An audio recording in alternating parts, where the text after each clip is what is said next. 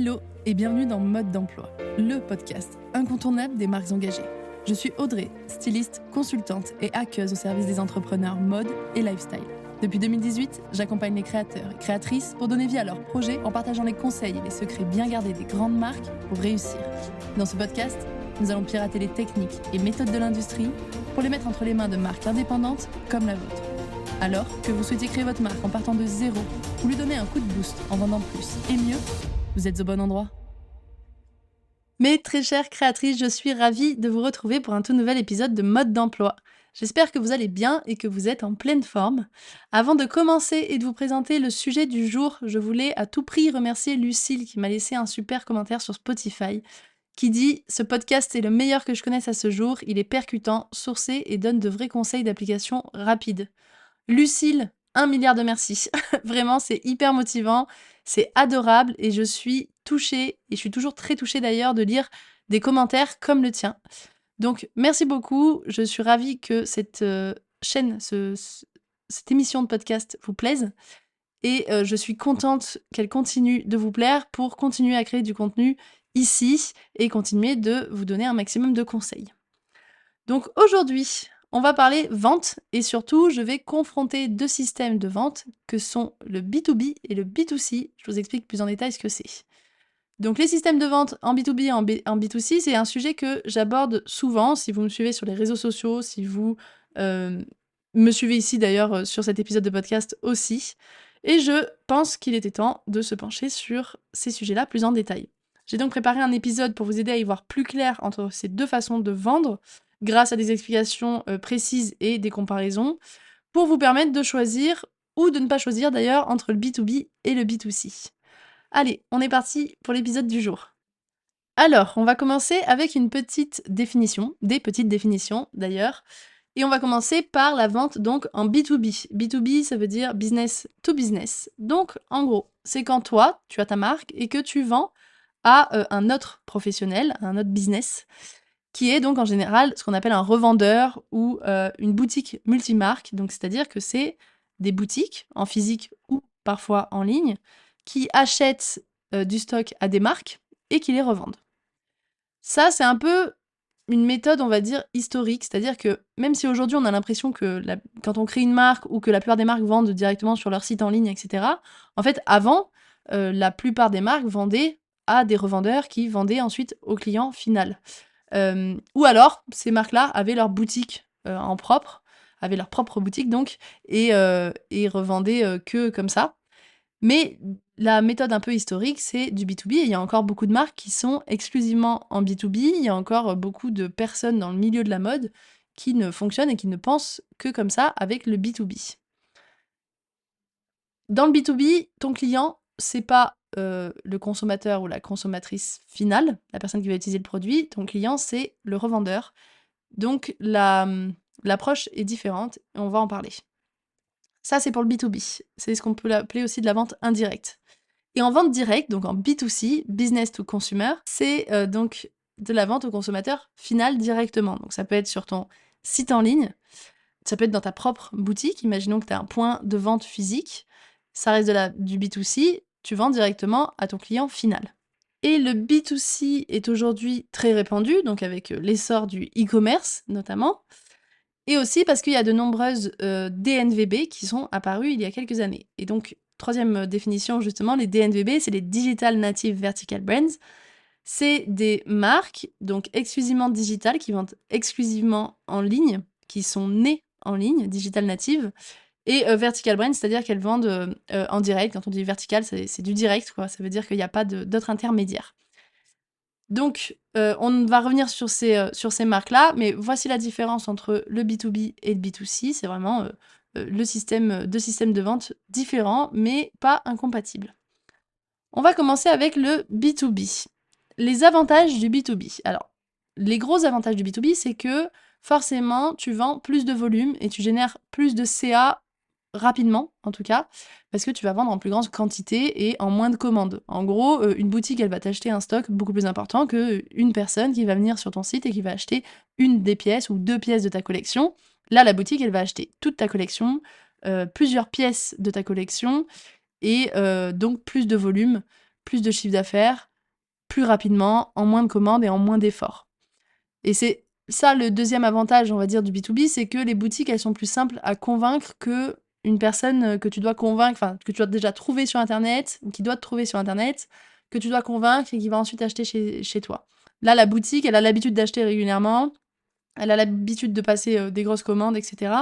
Donc, elle est bien plus simple à convaincre, euh, en tout cas à convaincre pour avoir plus de chiffre d'affaires.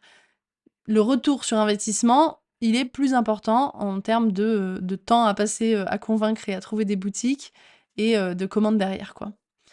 Et enfin, un autre avantage du B2B, c'est de la visibilité en plus, c'est un relais de notoriété, c'est-à-dire que les personnes vont te découvrir via des boutiques en lesquelles elles ont déjà confiance d'ailleurs. Donc ça peut être des boutiques physiques, mais ça peut être aussi des boutiques en ligne, hein, des sites internet comme on peut avoir WeDressFair, etc. Donc ça, c'est un relais de notoriété et ça peut t'apporter de la visibilité, pardon, et des visites sur ton site par la suite. Donc voilà pour les avantages du B2B, plus de volume, moins de commandes, plus facile, enfin un retour sur investissement et sur le temps qui est plus important, et un relais de notoriété.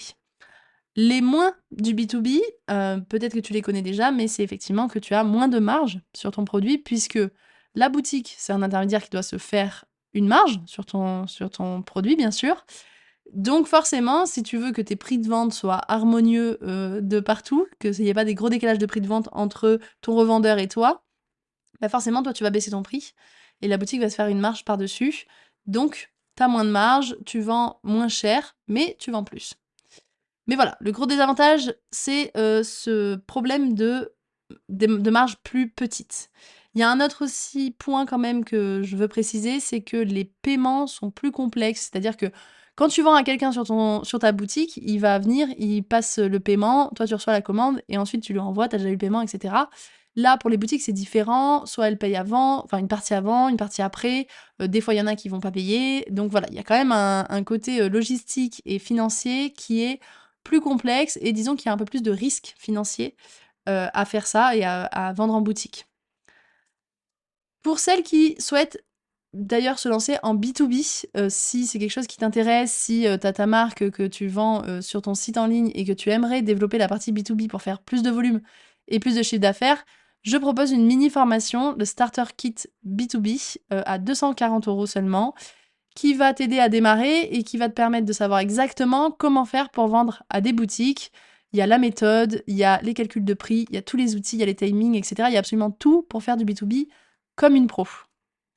Voilà pour le B2B. On va passer au B2C, les avantages du B2C. Alors les avantages, forcément, c'est que ta marge brute, elle est plus importante. Attention, je parle bien de marge brute, on va en reparler ensuite.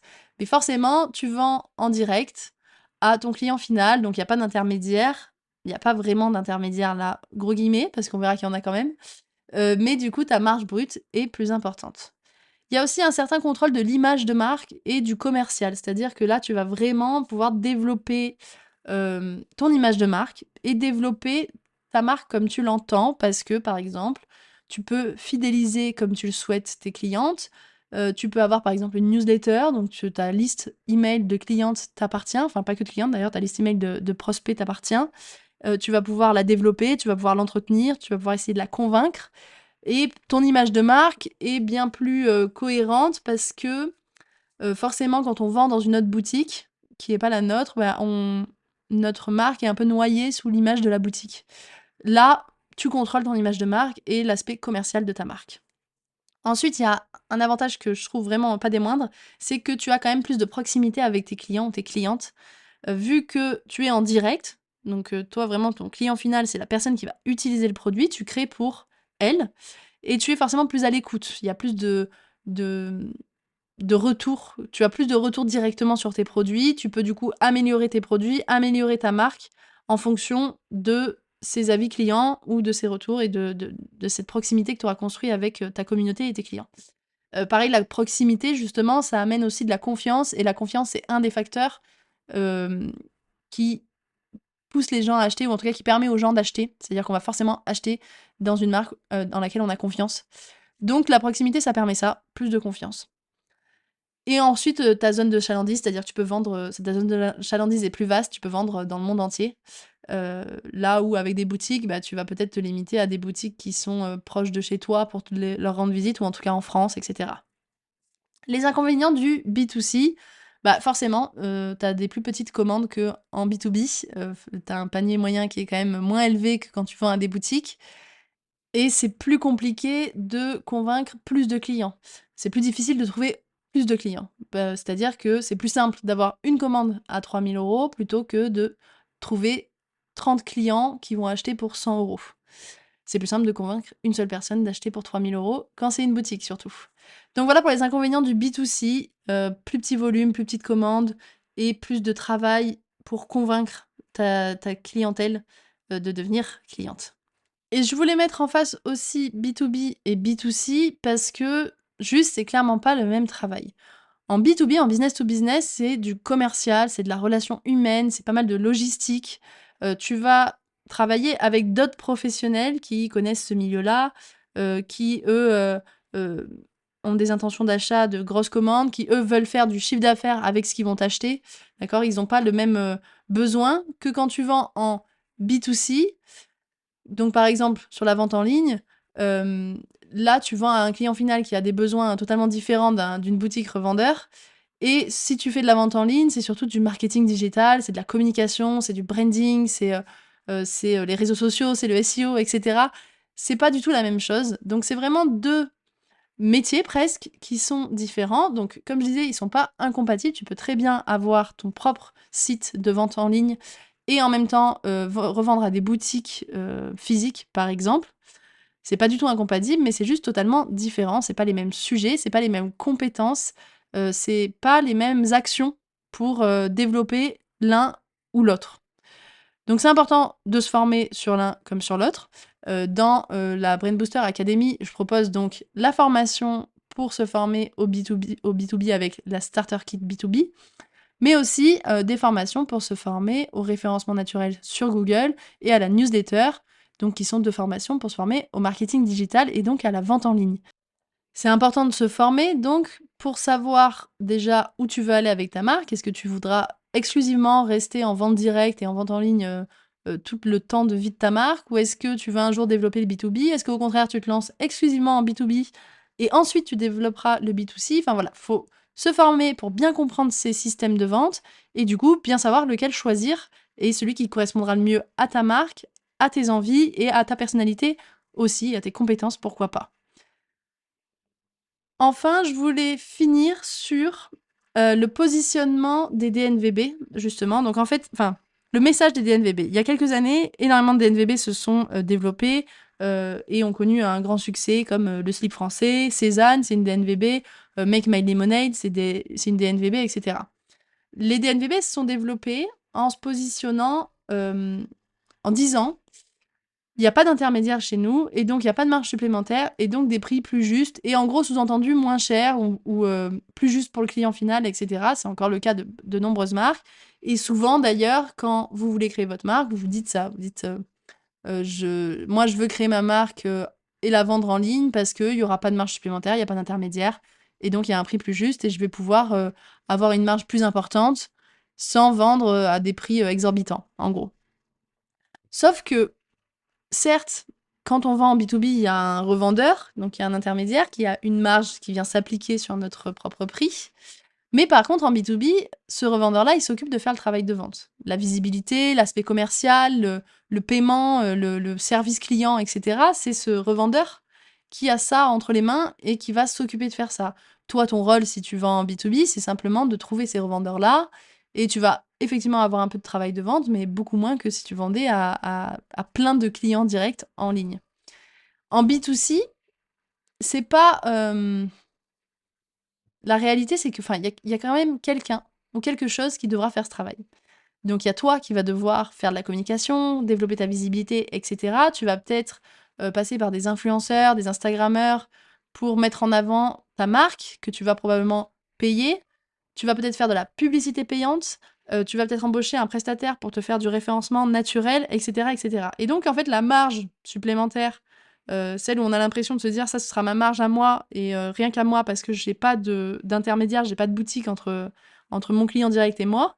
En fait, cette marge supplémentaire, elle se retrouve là, dans la publicité payante, dans le site internet, dans tous les outils que tu vas devoir utiliser ou tous les paiements que tu vas devoir faire pour développer ta marque. Donc c'est une erreur de se dire: «Je vais faire du B2C pour vendre moins cher et vendre en direct et avoir plus de marge». En fait, c'est beaucoup plus subtil que ça et la marge, il y a forcément un moment donné où elle va être mangée aussi par du payant, que tu sois en B2B ou en B2C. Ce que je veux dire par là, c'est que tu ne dois pas choisir ton système de vente juste en fonction de, quelle marge je veux faire et est-ce que je vais avoir des intermédiaires ou pas. Tu dois choisir ton système de vente en fonction, comme je disais, de ta personnalité, de tes compétences, en fonction aussi du timing que tu te mets pour, vivre de ta marque, parce que les 2 se développent pas de la même manière et dans tous les cas, dans l'un comme dans l'autre, ou même si tu veux faire les 2, moi je t'invite à te former pour éviter, les erreurs de départ, qui sont souvent les mêmes et qui sont totalement évitables. Voilà, on arrive déjà à la fin de cet épisode sur la vente. J'espère que mes conseils auront été utiles. Venez discuter avec moi sur Instagram et venez me dire quel système de vente vous avez choisi pour votre marque et pourquoi vous l'avez choisi. Voilà, j'ai hâte d'avoir vos réponses. Vous êtes nombreuses à venir, après avoir écouté un épisode, me dire, me faire vos retours par message privé sur Instagram et c'est vraiment très cool. Si cet épisode vous a plu, vous pouvez me laisser 5 étoiles sur Apple Podcast ou sur Spotify et un commentaire, ça fait plaisir et ça aide le podcast à se faire connaître. Mes très chères créatrices, merci d'avoir été à l'écoute, continuez de transformer vos rêves en réalité, prenez soin de vous et à bientôt pour un nouvel épisode.